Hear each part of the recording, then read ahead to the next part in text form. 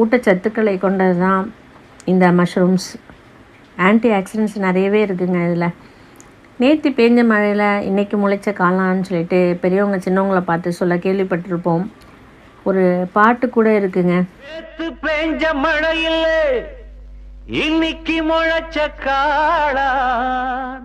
இந்த காளானில் பல வகைகள் இருக்குனாலும் சில வகைகள் மட்டுமே சாப்பிடக்கூடியதாக இருக்குது.